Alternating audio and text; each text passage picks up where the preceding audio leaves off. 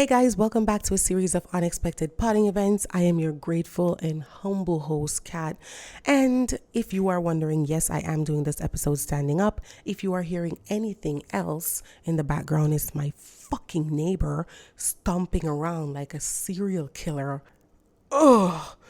Anyway, so I'm doing this whole thing now where I keep standing or keep walking around because I need to lose weight, and I've made a promise to myself ever since I was like 20 years old, and I'm pretty much way into my 20s right now. So you can say I've failed every year since with that damn one promise to myself. I mean, and the thing is, I don't really even want to say I've failed because I've been back and forth with losing, gaining like a sicko, and I'm trying to fix that. Now, I know I've started this episode off like a crazy person on a rant, and I don't wish to do that, but I find that this is when I'm at my best, when I'm just being honest, just being truthful, and just getting things out. And this is how I'm feeling right now. So there was a study done, and I don't remember where I saw it, but I do remember that they had published like a video version of it on YouTube. So if anybody wants to go look it up, you can. And they were talking about how the chair is going to be the end of everybody. And basically they're saying everyone is so obsessed with sitting down on their ass, being lazy, that we don't remember to move around.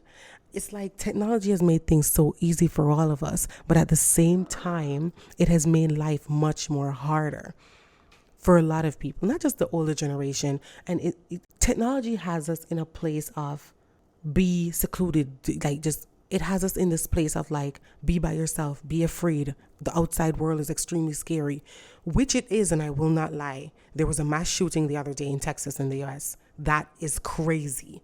That's like the 3rd, 4th, 5th, 6th, 7th, 8th, 9th, 212. Is that what they said for the year? Are you kidding me? And nobody think gun laws, there's a problem with that? Let's go back. I digress because I tend to go off on a tangent, and I'm trying not to do that. So as I was saying, there was this study that was published, and they're talking about the chair and how it's going to be the end of us all. Because all we do is sit down. We don't get up. We don't try to do something else, move around. So I'm trying this new thing, standing up. So recording this podcast tonight, I am actually standing up. And if you're wondering why I'm so quick tonight and I'm at it right now, it's because it's actually late at night. And late at night, when all the world is sleeping, is when my creative juices start to flow. Or not even that, but when I start to think, when I start to move faster and quicker. I feel like I'm a night person. I've always had that feeling. I could stay up all night and it's like nothing to me. Well, lately it has been like something to me because I'm getting older. Once you get over 25 and you start hitting those age 26, 27, 28, 20, I'm telling you, once you hit that age group, that gap, whatever you want to call it, once you hit that, it's like you don't move anymore like an automatic vehicle. You move like a stick shift. You got to get things in gear before you start moving around. I don't mean to laugh because I'm actually laughing at myself, but it is true. I remember my sister used to go down on the ground, and before she would get up, she would be like, you don't understand, you don't understand. And I'm like, get up. What is taking you so long down there? Like, just get up off the ground. And I couldn't understand why she couldn't just get up. But trust me, now I 100% do. And I owe her an apology. But I'm not going to tell her that because she keeps teasing me to the fact that I'm getting older, and it's really pissing me off. Anyway, apart from all of that, it has been a crazy week. It has been an absolute crazy week. Life has been beyond stressful, and there's the great resignation that's happening.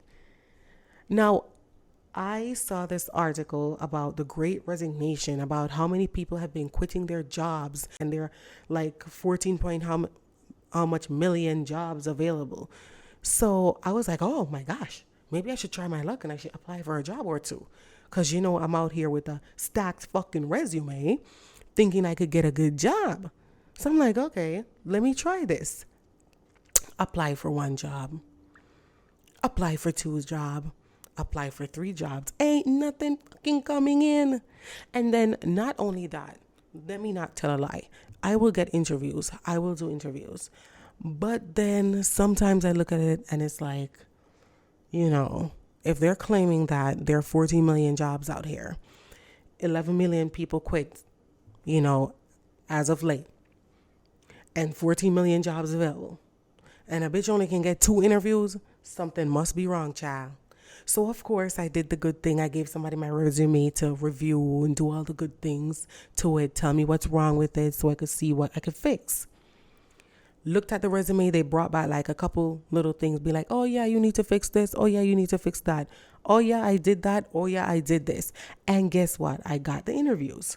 Boom, did the interviews. So I got a call, but the fact of the matter is I'm applying for remote jobs. Like, if it can be done remote, okay, let's have this debate.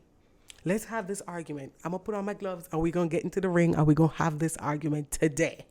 So my dad is an old school Jamaican man.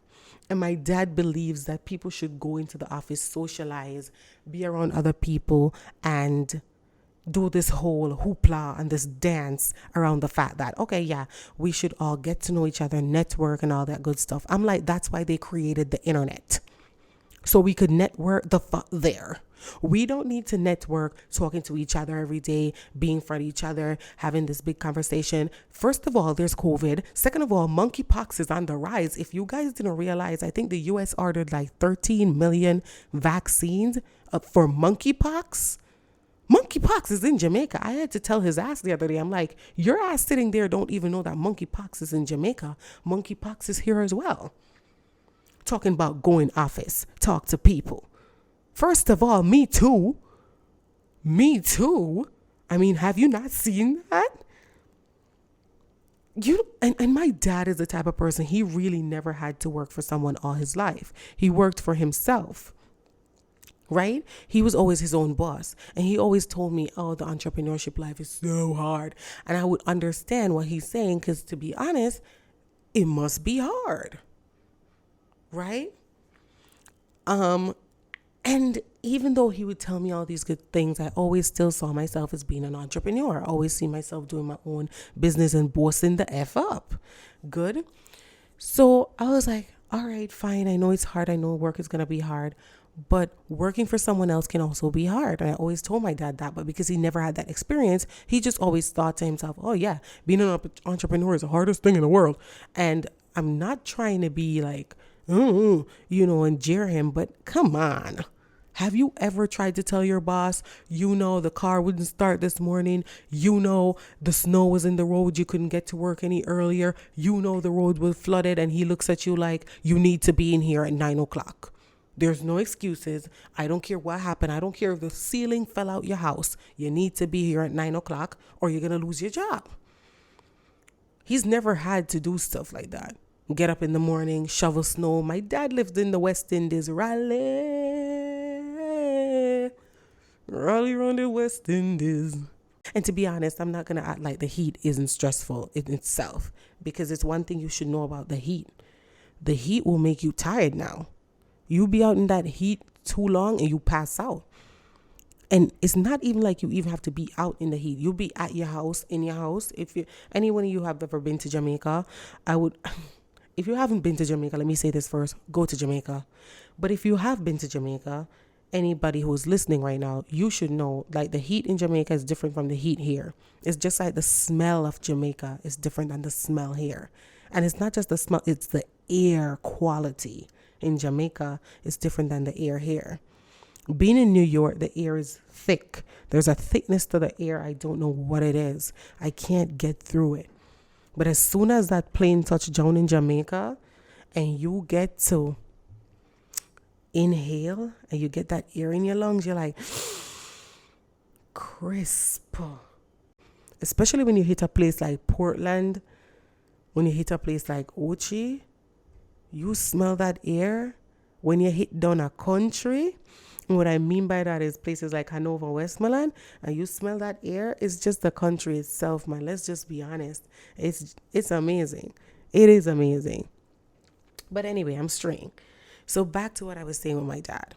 My dad is very much an old school Jamaican person. And I like to tell him a lot of the times, it's like you're a dinosaur out here telling me all these things about going in the office. When first of all, he never had to go in the office. That's the first thing. So he doesn't know that stress. But as I said before, he would always tell you that entrepreneurship life is the hardest thing in the world. And I do agree that it's hard to an extent. But as I said before, working for someone else is actually extremely hard as well. Nothing is easy about that. Anyway, so whenever I bring up the conversation to my dad about why I don't want to go into the office to work, he always has all these things to say about, what do you want to do then? What do you want to do? I mean, like, sit my ass at home, complete the job, submit it, because it can be done that way. Be safe at home, because there are 18-year-old kids out here with magazines shooting up churches, schools, and workplaces. Come on. And you want to, plus there's me too. Me 3, 4, 5, and 6. So you're telling me there are people out here shooting up schools, churches, supermarkets. There are people shooting people just because of the color of their skin, picking them off one by one like a video game. Not even the babies are safe. 19 people dead in Texas. 19 dead. And everything's going to happen. Oh, everybody's going to, oh my God, this is so unfair. We send our thoughts and prayers to you. And that's it. That's all that's going to come out of that. And it's going to be in the media for a couple of days and people are going to talk about it. And that's all going to come out of that. Because everybody's going to go back to the same shit talking about, oh, yeah, it's their right at 18 years old to buy an automatic weapon. What the is wrong with you people? And I'm sorry, I don't mean to be mean. And I don't mean to be... And then people wonder every time, why don't you have kids? Why don't you have kids? So you could do this shit to me? Or my kid? I'll prefer be a little bit than let a motherfucker dictate my life to me. It's like they always say, freedom ain't really free. It's just something to make people feel good. But freedom ain't really free. It's just good to say that. And it just makes people feel good hearing that. Anyway, I'm rambling on, and that's tonight. I didn't expect to get into that, but it's just something that was on my mind and I had to get it out. I'm going to pull back tonight and I'm going to stop. So there's a formula shortage. Let's talk about that. And I think the president actually issued some mandate, something like that, to force these companies to produce formula. There was a video of, I think it was a woman in a store where she was just taking up all the formula off the shelf. And again, what is wrong with you people? It's just like when COVID happened and everyone stole all the toilet paper. Because this is why I like the fact that I grew up in the Caribbean, because we just know, like, any paper you find, get that little thing a little soft and wipe your ass real quick. I know it sounds like a piece of shit show to say, but it's the truth. Like, wipe your ass with paper. It's the same paper. I hope you guys literally know that. Everything is made from pulp, and probably from one company or one or two companies in the whole US that bring pulp in. You know what I'm saying? Did the dummy not think of that? Asshole. Everything has to be regulated. So now the stores have to put a cap on the amount you can get, because nobody can be a civilized fucking human being and take 3 and leave 3 for a next family. Is your kid gonna eat the entire stock? And has anybody not heard of Lasco? I know you probably don't want to give your kids Lasco, but let me tell you something. In case of emergency, bitch, mix Lasco. That kid will be good. Mix Milo, fruit juice of champions. I mean, like, you know, they had all these things given these kids back in the day and everybody was living and doing well. Ain't nothing was going wrong. All of a sudden, they start giving you guys all these different things, taking out all these things out the formula because it wasn't good, putting in all of these things, and everybody out here with problems, child. Everybody out here with problems. And by the way, I want to ask you guys, what are you taking out the sardine? Because it don't taste like how it used to taste, nor does the corned beef, right? I'm coming here with a real valid complaint. Anyway.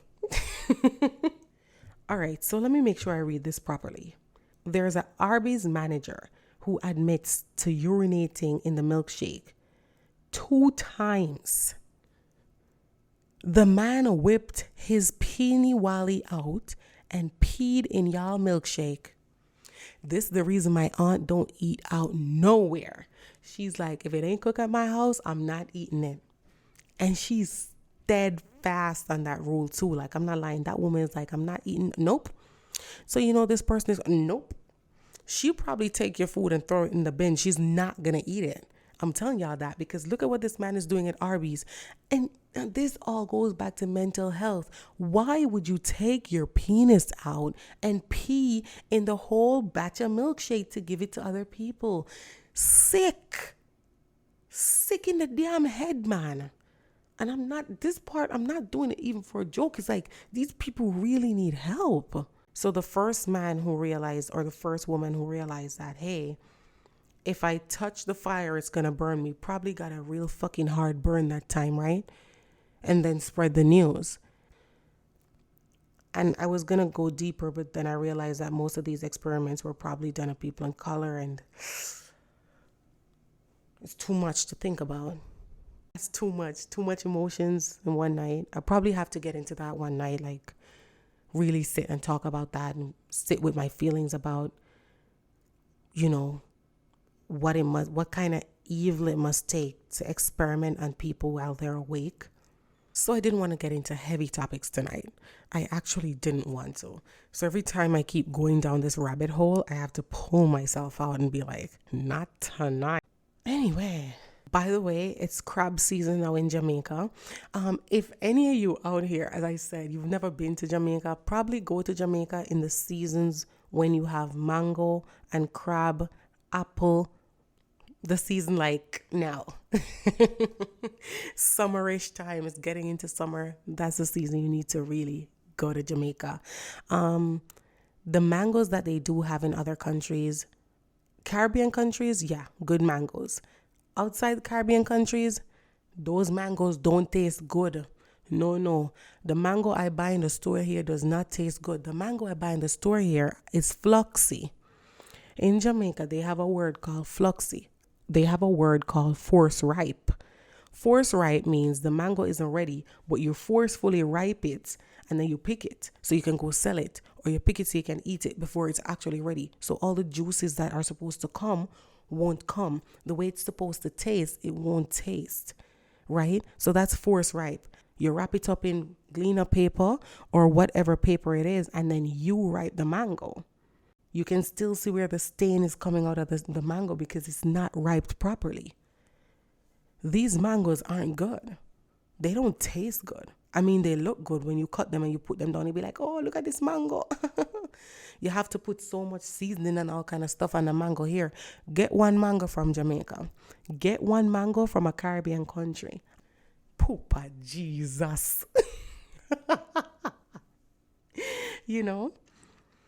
Also, as I said, it's crab season, and mango and crab season go together.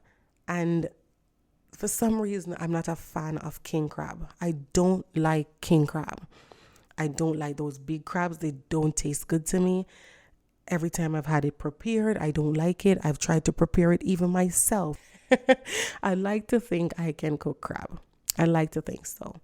However, I don't like it. King crab it has a rawness to it that I don't love.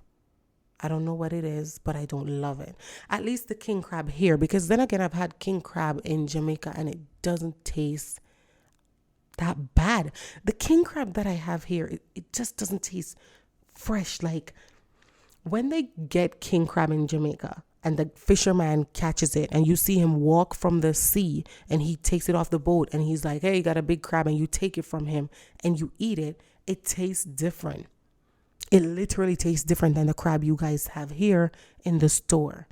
I, I don't know what it is, but something ain't right with that. Not right at all. And I don't like it. But if you have the chance to go to Jamaica, take a trip to Jamaica, especially in a season like this, and make sure you get authentic Jamaican crab with some roast breadfruit, and you get mango. And if you can get apple too. And if you can get guinep as well.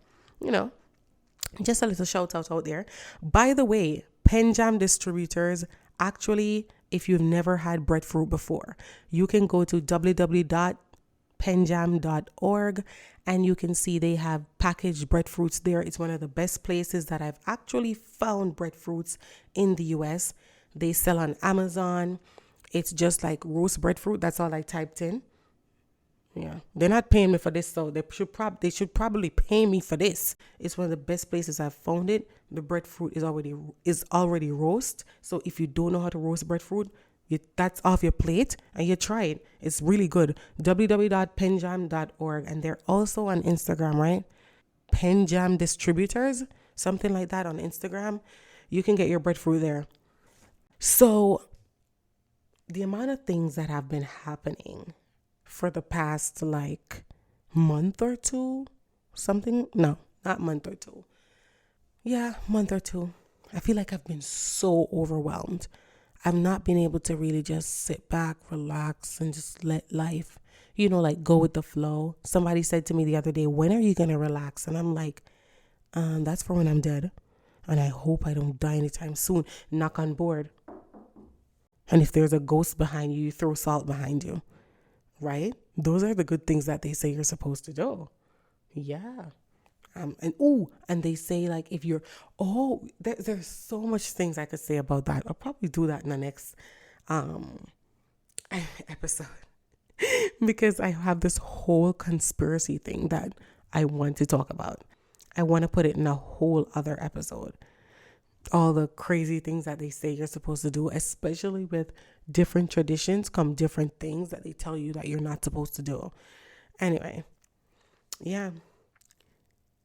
I haven't heard from my mom tonight, which is pretty strange. And I talk to my mom every single day, and I didn't hear from her tonight. And it's really late.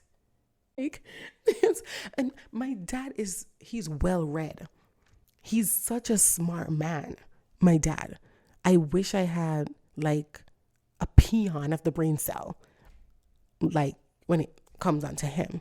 And I think that's why it attracts me, like they say girls look for qualities of their father and the men they are attracted to. And that's why I think I'm really attracted to men who are smart. I'm attracted to smart men. I'm not attracted to, oh, you look this great way. I mean, that's good, it's always good. But I don't care for that. I like a man's brain. I like somebody who can be a good leader and not lead me into shit. You know what I'm saying? I would prefer somebody to know where they're leading me to, and we can move on from there and make it work. So my dad has always been that type of person to me. He's a very smart man, very intelligent, very well read. And that's just something I've always said to myself. That is what I want for myself. A smart, intelligent, well-read person like my dad. And also, a good father. My dad is a good father. And it scares me because I don't think they make men like my dad anymore. I keep saying it to my mom. They don't make women like you anymore. So I guess the same goes for men. They don't make men like my dad anymore. Right? So it scares me. It really does. It really, especially when thinking about getting married is one thing. Getting married is one thing. Because yes, we're married, but we don't have kids. So, okay. But when you get married and have kids, it's a whole different ballgame. It's a whole different thing to think about. Because now, if you mess with me, we have to split this human being 50-50. And I'm not kind with sharing my toys. I'm not kind with sharing nothing. I don't want to share shit. And especially with somebody who has hurt me. When people hurt me, I tend to disappear from their lives completely. I don't stay around and stick around to have some fun talking about how you hurt me. No, I exit stage left whenever people hurt me. I am gone. I'm not staying here for this bull crap. This isn't, we're not in a courtroom. This isn't a trial. I'm not going to stay here and plead my case. You play yours. You plead yours, I should say. Then we have a rebuttal. Then you cross-examine. Bitch, get the fuck out of here. And I'm gone. And my mom raised me that way. This is hard. My mom always told me that. Ever since I was a kid, my mom told me having a kid is one of the hardest things in the world you'll ever do. It is hard. Raising that kid is harder. So yeah, laying on your back for 2 minutes, it's nothing. She always told me that.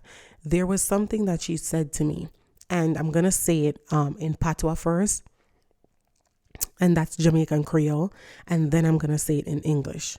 If you don't understand the Patois, hopefully you'll get the English part, right? She always say to me, don't fuck, because if you fuck on your breed, you just get fuck. And what that means is, don't have sex, because if you have sex and you get pregnant, you're now fucked. And I would always say, why you keep saying this? And she said to me, because there was a guy once who he used to tell his daughter, stop going around with these damn little boys, stop doing these things. And she would never listen. She was feeling sick, like she was pregnant. And he was immediately under the impression, I think, that she was pregnant, right? If you're going to lay down and get pregnant, you're adult enough to have a child. You're going to be an adult enough to stand up to that responsibility and face it head on. And you're going to take care of that child. Holy shit. That scared the shit out of me. That scared the shit out of me. I've never been that scared. I prefer to take care of my sister's kid than to be here talking about taking care of my own. Like, at least when I'm done with my sister's kid, I can be like, bye, see ya, sometime next week, next 2 weeks. When it's my child, they're going to be like, you're going to stay with this kid. This is yours. This handbag belongs to you. You're going to keep it. And especially because if I do get pregnant, I hope I have a boy baby first, but anything God gives me, I'll be grateful with a child. And even though I'm talking this way, I want you guys to know that I do intend to have a child. I just talk shit a lot. I talk shit a lot, but I intend to have a child. And I really hope that I can when I'm ready to. Because especially at my age, people tend to be asking every minute, aren't you going to have a child? Aren't you going to have a child? Aren't you going to have a child? And the only thing I want to ask is, aren't you going to shut the fuck up?